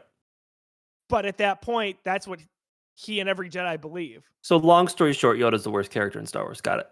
All his fault. What? No. I'm going to boot you right now, and I'm keeping the class. Just kidding. I love Keeping Yoda. the I'm sorry, class. Yoda. I'm going to break it again. Also, I can't boot you, so there's that. This is awkward. Talking about Ewan McGregor again, Obi-Wan telling Padme basically that he has to go kill Anakin, and learning of the child that Padme has and that it's Anakin's. Oh, man. And then just moments later, Anakin back on Mustafar, basically crying. Oh, gosh, dude. This movie, it just hits you constantly. Natalie Portman, by the way, I think does a pretty good job as Padme. This is about her. her strongest performance for sure. This is Yep. her strongest performance, and I thought she was good in the first two as well. But man, she really nails it here. Like the dread and the just identifying these conflicts in Anakin and not being able to follow him down that road. Like the dread is just palpable. It really is. Almost palpatinable. I was waiting for somebody. I was gonna throw you guys a softball, seeing who was up to bat. I always take that swing, I got it. Same for you, Joe. So, yeah, her performance is great. Is it not terribly ironic that Darth Vader gets known for force choking people, and the first one he force chokes is Padme? Like, Yeah, are you kidding me that's where that 4K stems from? force choke. Like, oh my gosh. That's Was it just in tough. brutal. 4K though? It was a 4K. It was a 4K four stroke. I did watch this in 4K. Was. Yeah, same. Was. Same. Could have gone for some IMAX cuts, but whatever. Wasn't through FaceTime, but it was close. Yeah, it was close. Again, last thing on the symbolism here, as Anakin and Obi-Wan are verbally jousting here before they get ready to actually fight with the lightsabers. The sun goes behind the clouds as they're dropping the robes. Just one more symbolism to say that light is gone. Give it up, man. Talk about this here. John, you said it. This is the best Star Wars duel ever. Mm-hmm. Yeah. It's For so sure. good. It's so good. The choreography, the set pieces, like all the moving pieces, like flashing back to what's going on with Yoda and Palpatine. Like it's so intense. Musical score. Ugh, get me started. When I heard that in the trailer for Kenobi, slay me. Dude, I can't wait to hear what John Williams came up with for the theme for Kenobi. Cannot wait. Oh, it's gonna be awesome. So yeah, this duel, there's so much to it. There's all these different layers. They go for about 13 minutes. of on-screen time between Obi-Wan and Anakin. Say what you will about some of the cheesy aspects of it, but again, it's up close, it's personal, it's aggressive, it's intense. These guys are brothers. Obi-Wan's dealing with the failure of really the whole Jedi Order, let alone Anakin Skywalker. It's a promise to his mentor, Qui-Gon, right? It's Anakin who's, I'm sure, got a lot of these emotions here. He's trying to kill his former master that he just left. He just dealt with all this terrible killing spree. He killed the Separatists. He killed the younglings, the Jedi. He basically just killed his wife. He doesn't know it yet, but he's about to. So there's a lot of that, and man, watching the behind the scenes with Hayden and Ewan and how they trained for this and how they came up with the choreography, really, really cool stuff. Encourage you to go check it out if you haven't seen it. Nick Gillard's the stunt coordinator for this movie. He's got a cameo. He can be seen being one of the first people Vader mows down in the footage that Obi-Wan looks at when Obi-Wan and Yoda are looking at it. Also, Duel of the Fates makes an appearance here. The music from Episode 1 when Darth Maul shows up. Can't go wrong with seeing that. We saw it in the Kenobi trailer as well.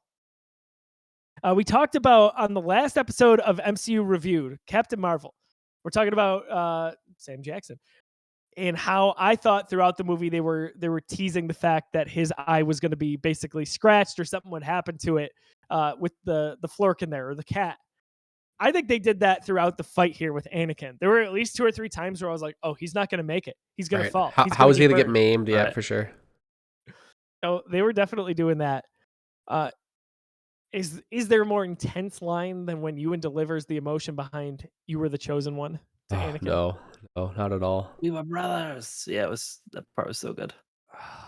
Just the strings playing in the background there, and even we watched it just during the trailer, a few minutes ago at the start of this episode. Really, it doesn't do it justice. It doesn't do it justice. It's got to be in the moment. There's no music that plays right after Anakin makes that jump. Obi-Wan cuts his limbs off, cuts him down. It's quiet. Yeah, and that's Obi-Wan goes. Yeah, that's trilogy defining right there. Like that is what I think of when I think about the original, not the original, but the prequel trilogy. That's that encounter, that confrontation. That's what I think of. The penultimate climax. Yeah, and Hayden Christensen, by the way, does a great job there too. Not just unleashing the rage, but also the emotion there. Right. There's a little bit of sadness and regret there. It's horrifying. It's really it's easy to be sympathetic there. Tough. I love the symmetry between seeing Padme on the table and Anakin on the table as they're both essentially dying. Right. We get Vader's first breath, which is so epic. After all these years waiting to see that. Oh my gosh. There's a Vader comic, the first comic, not by Charles Soule, if I'm not mistaken. In that run, it explains that Naboo was helping to basically hide the pregnancy. They wanted Anakin to assume that his child had died with Padme, so they made her appear pregnant even during her funeral scene. So that's kind of something I definitely encourage you to check that out. That's a Marvel comic line. Came out a few years ago. I feel like, really quick here, I feel like Darth Vader, back when he took his first breath shortly after that, when Palpatine says that he was the reason that she died, I feel like he gets a huge power upgrade then. I don't know if you can agree with me there, but for sure. Just the rage he has at that point, not only at everyone, but himself, just to destroy everything around him with the Force, was insane. I love that part. Yeah, I couldn't agree more, Tim. And that's one more bit of manipulation, right? Mm-hmm. Like, seems like you killed her. Right. And it's like, are you kidding me? Again, in one of those comics right after that, it's the second Vader series. Stuff gets nasty between Vader and the Emperor there real quick. Yep. Love to see that. That's the Charles Soule one. Gotcha. It's pretty crazy. Last thought I had here, finally, at the end of this, appreciate everyone's patience. We see the final cut or the final sequence in the movie, and it's the twin sons. And those represent hope. The theme of hope plays on in the John Williams there for his musical score, A New Hope.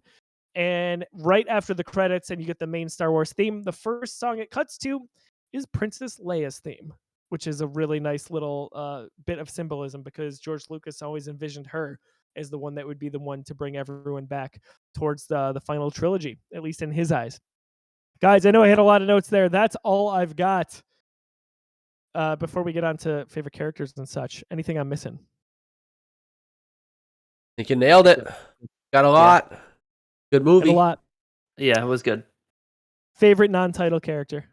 Tim, you go first this time. Star Wars Ooh. himself was my favorite, but okay. Gotta go with Obi-Wan this time. I think I've chosen everyone but Obi-Wan in all the other movies, and this one just does it for me. I love his look. I love his demeanor. I love him as a character.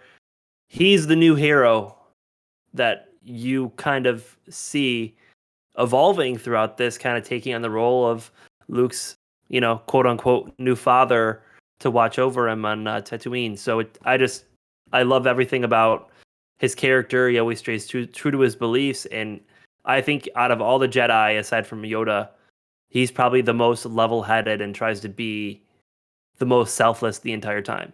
So, my Couldn't thought. agree more. He's We got your neutral good. Yes. It's Anakin. It's Darth Vader. It's who this trilogy, who the Skywalker saga was mostly all about, the rise and the fall of Darth Vader and of Anakin Skywalker, and this is the movie where you see it all. You see the full trajectory of this character and all the tragedy that comes with it. It's just Hayden Christensen does such a good job at this transition. It's unbelievable. You say whatever you want about the prequels. There's bad CGI, there's bad writing. You can't watch this movie and tell me that Hayden Christensen and the writing behind this character aren't just absolutely heartbreaking. So good.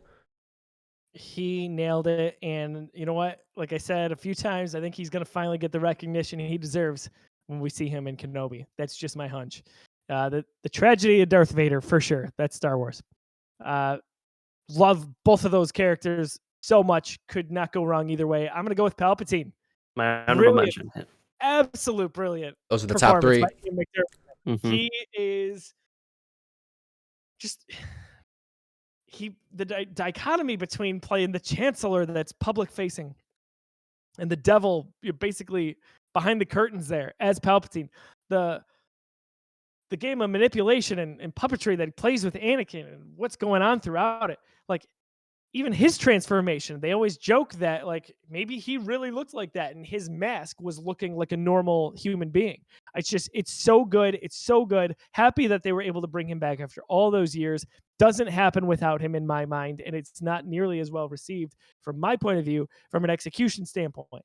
So Ian McDiarmid as Palpatine is awesome. He's the guy I kind of hope we get a little bit of a cameo in Kenobi, and I think that would be a pretty interesting thing to see. What is this? One more scene between. Is this 6 him and, episodes? Kenobi, right? 6. I think so. There's room for some stuff. Like give me Palpatine, give me Ahsoka. Like just pepper some stuff in here for me. This is the one. Like this is the come on. We've been waiting for this for a decade at this point. Let's go all in. They originally dropped it down to 4. And I know, I remember that. I was like, 4? We're getting only 4? But I mean, think about it though. Like a movie's this is 2.5 hours, right? It's 4 hours, but they're structured differently. They certainly are structured differently. Yeah. There's so much. They're just different. And so Obi-Wan was originally a movie. Like this was pitched as like this was supposed to be in the vein of Rogue One, Solo, and then Obi-Wan was supposed to be the next one, and then Solo didn't get received so well, and they scrapped it all. But yeah, I mean, give me 20 episodes here, like. This is the big one. Yeah, it's the one. It's the one. I think 6 feels good though, dude. If you're hitting like the high 40-minute mark on all 6 of these episodes, like 48 minutes plus on all 6 of them, I'm feeling good about that because I don't want too much blood. Bloat. I said blood. I don't want too much of just Obi-Wan walking around the desert and like getting maybe just like tracing an Inquisitor. I really do want the meat of this. I just like there's goggles. Yeah, exactly. I don't want too much of that. I want the meat. I see your point, but again, there's so much you could do. Like, give me. This is crazy to say. Give me an episode of flashback. Right. Between him, Ahsoka, and Hayden. Like, dude, for sure. This would be pretty cool to have. Oh, yeah, that's an episode that only tracks Vader. Like, dude, there's so much from Vader's point of view. Right, there's so much you can do. Boba Fett. Yeah, we got 2 of them basically. Yeah, like, and I hope they do hit that 48-minute mark, for example. Right. Because like some of those early Mando episodes are like 26 minutes. Oh, like, I know. What are we doing here? Yeah, I think Obi-Wan is going to be pretty packed. They know. Getting ahead of myself. They know. This is the one. Like as exciting as Mando was, This even is the Boba chosen Fett to one. a degree. This is the guy. Oh, the chosen one. How about that? What? What's that moment of this movie? I know there's a lot to pick from. I think we probably all would come up with the same one, but whether it's a line or a moment, I did go Tim first last time. So John, why don't we go first to you? Joe, you go. What's the moment for You go first. I need to think a little bit. Go ahead. For me, I mean, again, it's cliche and obvious, but it has to be when Obi-Wan screams at him and tells him he's the chosen one, because the emotion is not just to scold him, but it's basically to say you became the very thing you swore to destroy, and now everything is ruined. You had the potential to bring the Force back into balance and save the day for the galaxy here and really right the wrongs of a lot of things. And you didn't go that way. But past that, it truly feels like those guys are brothers. Screaming at him from a standpoint of I loved you. I can't believe that this is about to happen. And to a degree, like he could have just ended it there and forced him into the lava or stabbed him and put him out quietly, but he didn't. And it's kind of crazy. Like he let him suffer. There's two sides to that coin when you talk about that discussion. But for me, it's Obi-Wan's performance there, let alone the whole fight sequence. My gosh, it's unbelievable. But yeah, I could go any number of directions. That's where I went. It's a good one. I'm also going to go in the same vein. I'm going to go with a line. To me, it is, so this is how liberty dies, with thunderous applause. So when Padme says that, it's just, it's the Emperor's plan coming to fruition. And it's the fact that Padme really was the neutral party, the one who really knew what was going on and saw all of this, all of the politics behind what was happening from a 10,000 foot view. Padme was the one who was basically giving us that exposition. She was telling us, like, hey, maybe none of this is right. Maybe neither side knows what's going on. Maybe we start to evaluate any of this. Why are you getting so close to the Emperor? Like, the fact that she's able to recognize that, and that line literally, that line sets up the Empire, right? Like, that is, he announces the Galactic Empire, and she says that, thunderous applause, like that. I mean, I guess that's the birth of the rebellion, basically. But that always sticks with me. That's a good one. We didn't talk about that. I think that's really good. Tim. I'm gonna pick something different. Mine up there was up there with Joe's, but if I had to pick a different one, I would pick the part where Mace Windu confronts Chancellor Palpatine, and the reason I pick that is because you really do see a change. You see him go from his facade of being a Chancellor to officially transitioning over to being a Sith Lord. Right, he's hiding nothing anymore. His personality is like a switch. Like, everything's different. His mannerisms, the way he acts, the things he says, like everything's different. And I just love that, because I feel like that all of a sudden just switches the entire story. Like, hey, you're on this path, and it's like, roller coaster down. You're at the top now. And that's just everything that happens after that is all based on that confrontation. So aside from the crazy scream after he does this weird spinning thing in the air in CGI, but very much like the Obi-Wan scream from episode 1 or episode 4. How do we do math here? Yeah. Right. Yeah. That's mine though. That's a good one too, Tim. It's funny because, like, again, the manipulation.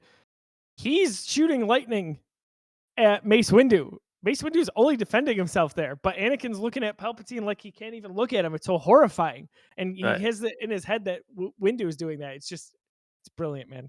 It's craziness. All right, guys, we got through a lot of good stuff there. Episode 3 sounds like a pretty good movie. I think we're gonna validate that now, John. I'm gonna pass it over to you. We're gonna officially rank this thing. Let's go.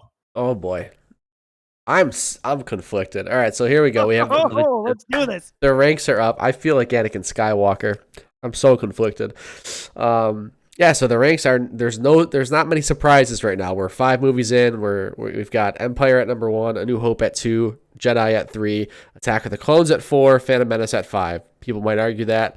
To me, tomato at that point. But where does Revenge of the Sith go? What do we do here? What do we do here? I'll say this. Well, first of all, it's crazy that anyone would think Phantom Menace is better than Attack of the Clones, but I digress. They're close. They're both. Revenge of the Sith. You said early on, maybe Tim said it too, it's definitively the best of the prequels. Yeah, there's no conversation there. I've already moved Attack of the Clones and Phantom Menace down to 5 and 6. The conversation agreed. becomes who's here to say that Revenge of the Sith is better than Jedi? Let me start it out. I will also vote better than Return of the Jedi. Ooh, you both do. Oh, how about that? I before watching it today, I would have said no. But I took it for what it was. Again, I'm trying to keep an open mind with a lot of these movies and try to release some of my bias. It's tough to Return do of the that, Jedi right? is probably one of my least watched movies. Right. Just Right. out of it, just to me, like Revenge of the Sith, I would watch that again. Like there's just so much good stuff in it. Like there's some parts in there, like the CGI, like but you did what they for the CGI back then when they did it. It's pretty good for what they were using. We watch it now and think, well, this looks like shit. Oh, it's not that But bad, back especially this then, one. like Especially it was this one. probably phenomenal. I remember watching like It definitely Spider-Man was. 1, Tobey Maguire, thinking like they legit put this in this movie and thinking like that looks ridiculous. Right. Oh, no doubt. No But doubt. like I don't know, just as much as I hate, there's not really a happy ending to it. It's just it's good. And again, like I think JT made a good point. I haven't seen the Clone Wars, so I'm making this without seeing any of the Clone Wars stuff, which I will watch. But my thought on it. So What's funny is Lauren says, so Lauren watched this with me. This is Lauren's favorite Star Wars movie. She's seen them all. She's lived with me for a long time. She knows all the Star Wars crap that goes on. This is her favorite movie. So we watched this together. It was fun. She goes, "Where's Ahsoka in all of this?" Which is kind of funny because these came out years before the Clone Wars, Right. but she became that much a part of it. So when you add in that wrinkle to what happens really with her, kind of interesting. But again, I digress. a lot of my friends said it was their favorite Star Wars movie, Huh. which I thought was a little out there, but Huh. Lauren's is tied. It's episode 3 and episode 9, Those I are I've haven't two never seen heard movies. that episode 9, ever. so I'm except for her. Um. I struggle now. I'm telling you right Well, I just want to go on the record with my vote first because it's moved. It's already moved. It's already at 3. Yeah. So you two both have progressed it.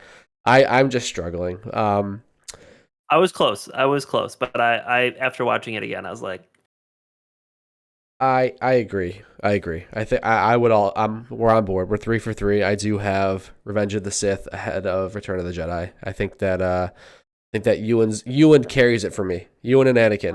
100%. Those two right there. Like even Palpatine's amazing in it. It's a lot of the characters' best movie. Yeah, For sure. You For sure. know? For sure. All right. A New Hope. Who doesn't like to see younglings die? I mean, That's kind. I didn't want to say it, but that's why. It's ultimately why I did it. Master Skywalker. Almost number one You in ever, that case. you ever Just see kidding. the funny memes on like Instagram? They'll be like, yeah, I don't know. Hayden Christensen just started swinging around the lightsaber at these little kids, and George said he loved it. We had to rewrite the whole plot. He was supposed to stay good the whole. I mean, like it was really tough. I just love the part that he's talking. It's like, what are we gonna do, Master What Skywalker? are we And all gonna you do? Zoom. hear, and then it cuts out. Yep. Oh, those memes The are so But flinch. somehow funny. the kids end up in the hallway, which makes no sense. But Yeah, Hayden hey. just He just dragged the started whacking bodies. The kids with a He throws them out fake the hallway. lightsaber. It's like a hitman. He drags the body so nobody can Force see him. throws. He All force right. runs them into the All hallway. right, Joe. Tell me why this is better than A New Hope. So I don't know that I'm there, but I want to Okay. talk through this as a group. Okay. Okay. John, you go to throw a Star Wars movie on casually. Yeah. Are you or not casually? Are you throwing on A New Hope or are you throwing on Revenge of the Sith? A New Hope. Yeah, for sure.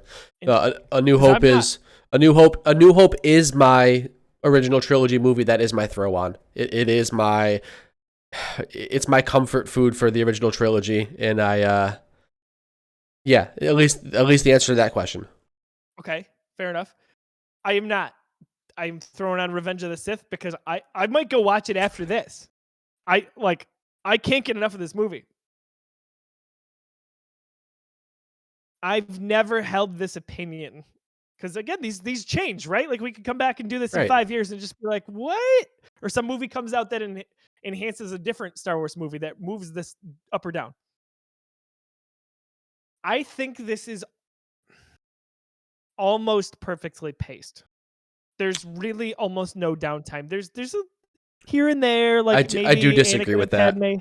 I disagree with that. I think the first third of the movie is slow, and there's a lot of the politics, and I think and that's where it's front stacked with the cringiness too. So all of that Padme and Anakin awkward dialogue, which is just seemingly always there every time they're having conversations. Some of those just weird direction things I was talking about earlier. I think it's all front loaded, which makes the pacing a little different. But I think it ultimately pays off because it's backloaded, and that's great. But I think it's so quick and relatively insignificant when we're comparing it with episode 1 and 2. There's so much downtime in 1, a little bit less in 2. In this, it's almost all go. And if something happens to me, it's important. Where I feel like, you could have trimmed that. This, I don't really feel like that with Revenge of the Sith. Compared to the prequels, I agree. Yeah, we're talking about the Battle of the Heroes is the song that plays when Anakin and Obi-Wan duel for those 13 minutes. The performance of Hayden, of Ewan, of Ian McDermott, even Natalie Portman, like we said, there's just so many big, important, massive things that happen in this. It's truly a tragedy, like almost like a Shakespearean tragedy, as George Lucas would describe it's written that way for sure. Including seeing the transformation and the payoff at the end. The only regret is almost not seeing more Darth Vader, so to speak, under the mask. But again, we'll get our time with that later on. For me, I think I've got my answer, but I want to hear Tim talk a little bit first. I would agree with John here. If I'm putting on a movie, I would not probably put this on. I think the movie itself is great. I'm a big sucker for hero origin stories, and Luke is, in my opinion, aside, a lot of these movies are about him. Like at the end of this movie, it's about Luke being born to take it over. I don't know. I would really struggle. They're so different. I mean, you're getting a very, very emotional, very dark movie with Revenge of the Sith, right? Like this is the end. I mean, this is the beginning of the end for Darth Vader, or I guess for Anakin Skywalker. And I mean, a New Hope is the beginning of kind of like a pop culture phenomenon. You're getting the relationship like booming with Luke and Han and Leia and all that stuff, and 3PO and R2. So like it's a lot more fun, and it's a lot more of a popcorn flick. But yeah, there's still so much Star Wars there too, right? Like this, you're learning so much about them. Yep. You're learning everything about the Force. It's the first movie. It is Star Wars. This is Star Wars. So it's and there's some things in there that don't hold up as well, just like don't hold up as well now. Right. But I would have to say, it just, to me, I don't know if I could get there with Revenge of the Sith, because to me, if I wanted to watch Revenge of the Sith, I would want to watch the first two, and I don't want to watch the first two movies. That's fair. And that's my justification on it. Interesting. And with A New Hope, I would watch A New Hope and be like, hell yeah, I get to watch Empire Strikes Back. Like, that'd be my mentality. See, and then I'd probably stop after Empire Strikes Back.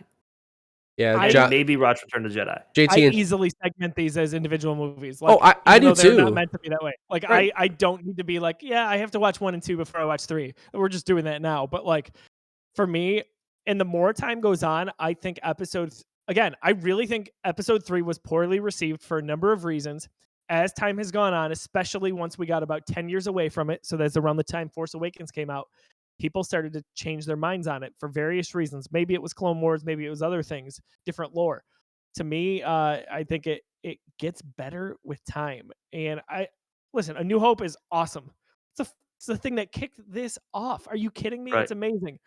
But I almost maybe look at it like I look at the original Avengers. Yeah, it's pretty freaking awesome. It kicked off a cultural phenomenon. I don't know that I'd have it as high in the rankings. All I'm going to say is I can get Revenge above A New Hope. So that is where my vote would go.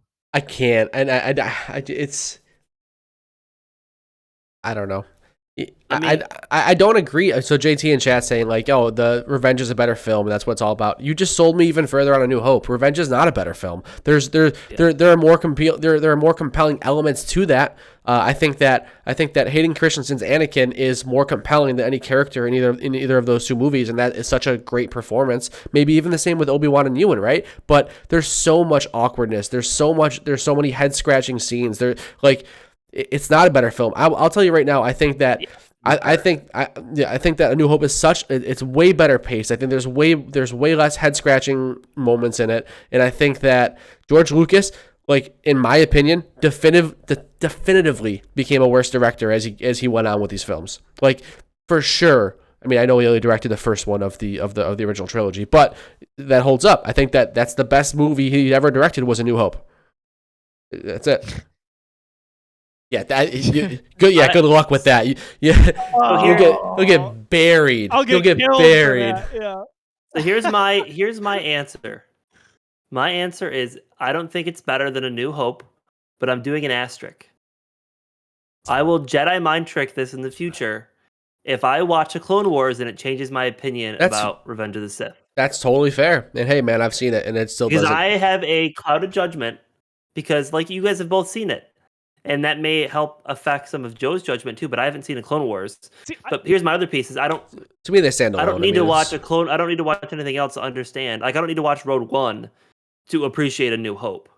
So, right. Rogue One makes me appreciate A New Hope even more. But right. JT. Yeah, JT, stop buying votes. Yeah. At the end of the day, I think A New Hope is and JT, you put it into great words, and you got me there in chat. I think that A New Hope is a better film, a better movie. I sit down, I watch that. That was a more complete movie. I have less questions. I'm scratching my head less. That was a better structured movie than Revenge of the Sith. 10 times out of 10. Anytime I watch these, I'm going to say that was the better film. A New Hope stays at 2 for me. I feel like Revenge of the Sith to me is like when you really like something and you go and you look in the window and you see something really flashy, it's shiny, it does all these great new things, and you think to yourself for a second, like, well, maybe I'd want that one instead of the one that I've been, dedicated to and been walking with this entire time. But there's a reason. Then you realize you go in there and it doesn't work right. There's a couple of pieces that aren't working correctly, and it's not exactly what you thought. But because it's so shiny, it's flashy, and that's what I feel like Revenge of the Sith was. The fights are phenomenal. It's flashy. It's awesome. Like, there's so many good parts to it. So, but it suffers from everything that the rest of the prequels suffer from. It suffers from it's where you go to swing it and it falls apart. I don't think so. It by does a long shot. There's definitely stuff to detract, no doubt. And like I said, I'm very conflicted. I could tomorrow be like, yeah, I could get A New Hope there. So whatever.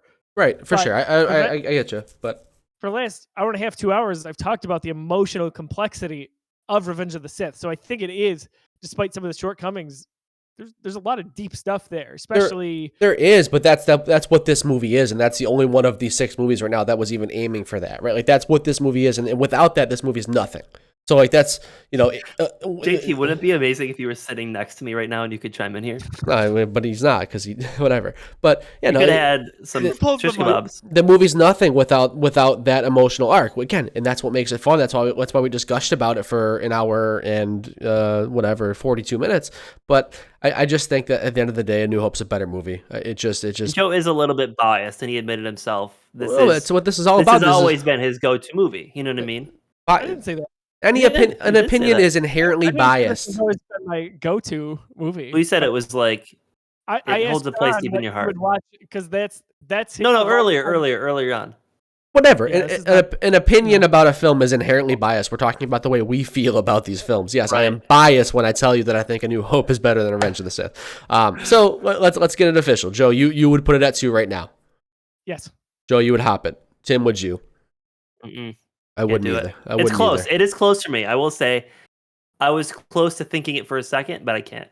I was closer than I thought I would be. I was closer than I thought I would be. John tries to show up. JT, I wouldn't do that. Tim's been working out. So.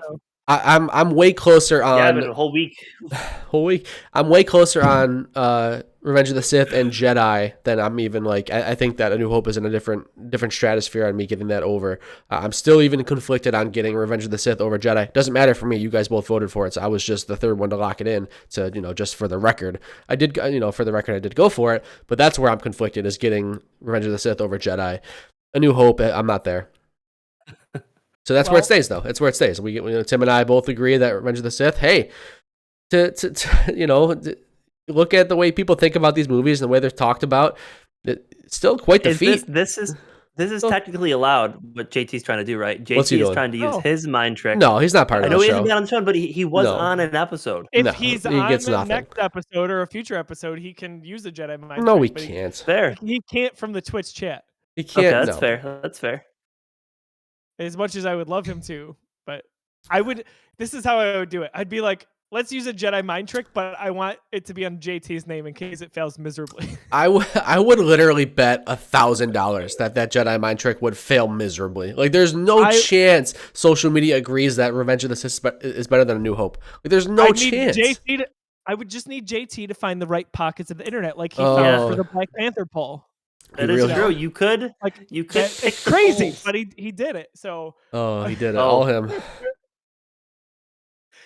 There will be people who are upset with us that we haven't higher than Return of the Jedi. For sure. Like I'm saying, that's a large enough feat for us to get a prequel above one of the OT. It's huge. It's huge. Sure. I think it's. I did love Return of the Jedi, but I liked them both. I loved them both. Yeah, it was a struggle for me, but A New Hope. Return of the Jedi and New Hope were close for me too. So these three are all in the same wheelhouse for me. Dude, I have no idea. I have no idea where I'm gonna go once we get to this new trilogy. I really am gonna be conflicted. It's so tough to compare a movie that was made in 1978 to a movie that was like made in 2020. Like, it's really difficult. Like, they're so different. I'm doing a shitty job of selling people on my opinion, so I've got to ramp up for the. I'm gonna have 10 pages of notes for Force Awakens. I will tell you right now, you completely sold me on it being over Jedi. And again, that's like, you ask me tomorrow, maybe I think I'm crazy for doing this, but like, no, this conversation definitely drove me to see everything I loved about Revenge of the Sith and put it above Jedi for sure. Seeing how much Joe loved Revenge of the Sith made me love it. Great. That's why I gave it a good chance. I'm happy it was contagious. Oh, I loved it. Yeah, great movie. For the listeners, John, you want to run through the new official rankings? Yes, so we're 6 through here. We finished 2 trilogies. So we've got Empire at number 1. We've got A New Hope at number 2. Revenge of the Sith, today's film, at number 3. Return of the Jedi at number 4. Attack of the Clone at number 5. And The Phantom Menace at number 6. That's a list. We're more than halfway there. We're getting there. More than halfway. That's right. Mm-hmm. Crazy stuff for next week. Crazy stuff happening. My gosh, I can't believe how it's lining up. All right, ladies and gentlemen, there you have it. The official Star Wars rankings for the movies for the first 2 trilogies. Next week. Oh, mama. Can't wait. John, let's wrap things up here. People find you on social media, and what can you tease? If people that are watching or listening would like to find a show about video games. At Disrupted on all social medias. Video games, you like those? We talk about those. Here on the Geekiverse, we have a show called Busy Sticks. We record a weekly video game podcast. We're talking about what we've been playing, what's in the news. We got a question of the week. We talk about beer. We love beer. All sorts of stuff going on. Check out Busy Sticks. It's a lot of fun. Tim, if people want to hang out and watch people play video games, where can they check that out? Maybe like Elden Ring, for example. Maybe you could watch that tomorrow on YouTube. I just recently fought one of the hardest bosses in Elden Ring. It took me about 3 days to do. I recorded the gameplay of my final time that I beat it, and took about 4 minutes and 50 seconds. But you'd be surprised. It doesn't sound like very long, but when you do it, 70 times in a row, the time really adds up. So. But also planning on returning the streaming on the Geekiverse site. Hopefully that's on Twitch, obviously where you're at right now. I'll be doing some video games. I know John just played Tunic yesterday. Yeah, I'm gonna get back to that for sure. I did spill some beer. So I'm gonna visit it. It looked like a lot of fun. And also got to finish Sifu. I gotta take that, and maybe we'll get some NHL games in at some point. So, but yeah, stay tuned. At Tim Tells on Twitter is probably my most active social media platform. So. Absolutely. You're in the right place. Twitch.tv/The Geekiverse if you want live content like you saw tonight. Watch our episodes at youtube.com/The Geekiverse or listen on podcast services around the globe. You can find me on social media. I am Brosiah. Wow. Had a brain cramp there for a minute. Just too much Revenge of the Sith on the mind, It's crazy. Next week, I can't believe this lined up. We have our show, the MCU Reviewed, much like this, Star Wars Reviewed. We are talking Avengers Endgame and Star Wars The Force Awakens. Are you kidding me right now? What a week for us. It's going to be awesome. Can't handle the emotional complexity of it, but it's going to be awesome, man. I'm going to try. So we hope you stick with us for that. Again, thanks to the sponsor of the show, 26 Shirts. Check them out, 26shirts.com. One last thing, you can go to patreon.com/The Geekiverse. If you like what we're doing, you can throw some money at us, or you can always just tell a friend. That would go a long way for us as well. For Tim, for John, for JT in the chat on Twitch, I'm Josiah. Thank you. Have a wonderful night.